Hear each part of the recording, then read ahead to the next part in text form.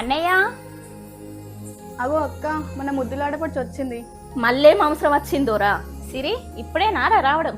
దా కూర్చో. అత్తమ్మా కన్నమ్మేది? ఇప్పుడే పడుకుందిరా. వదినా అన్నయ్య లేడా? అన్నయ్య బయటికి వెళ్ళిండ్రా. కూర్చో, వాటర్ తీసుకొస్తా. నువ్వు ఆగక్క, నేను వెళ్ళి తీసుకొస్తా. కూర్చోరా సిరి.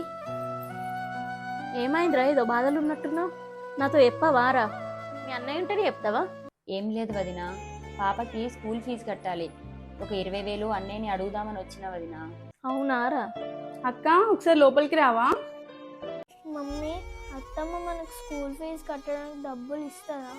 మా టీచర్ నన్ను ఎగ్జామ్ రాయనిస్తలేదు మమ్మీ. ఏంటిదిరా చెప్పు. ఏంటక్క కొంపేసి డబ్బులు ఇస్తావా ఏంటి? నేనెందుకు ఇస్తారా? నేను ఇవ్వను. సిరి అడిగినట్టు బావకు కూడా తెలియనివ్వనురా. సరే అక్క, పోదాం పదా, లేవని చెప్దాం.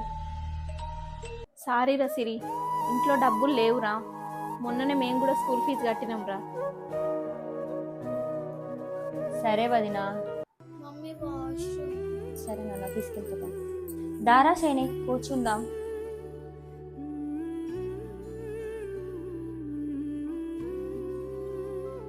లావణ్య, లావణ్య. ఏంటక్క కంగారు పడుతున్నావు? లావణ్య, ఇక్కడ నెక్లెస్ పెట్టినా కదరా, నువ్వేమన్నా తీసినావా? నేనెందుకు తీస్తాక? ఇందాక తల్లి బిడ్డలు లోపలికి వచ్చిర్రు, వాళ్ళే తీసుంటారు. ఎందుకంటే వాళ్ళకే డబ్బులు అవసరం. సిరి, షైని, లోపల నెక్లెస్ పెట్టినా తీసిరా మీరేమన్నా? మేమెందుకు తీస్తాం వదినా? డబ్బులు అవసరం ఉంది మీకే కదా, మీరే తీసుకుంటారు. ఎంత అవసరం ఉన్నా కానీ నేను ఆ పని ఎందుకు చేస్తా వదినా? మాకేం కర్మ అత్తమ్మ. ఎప్పుడు పోన్నాక ఇయ్యాలి ఎందుకు అయింది మరి? ఆ బెడ్ పైన ఉన్న చీర మీద పెట్టినా అట్టెట్లా మాయమవుతుంది? లావణ్య, చీర తీసుకురాపో.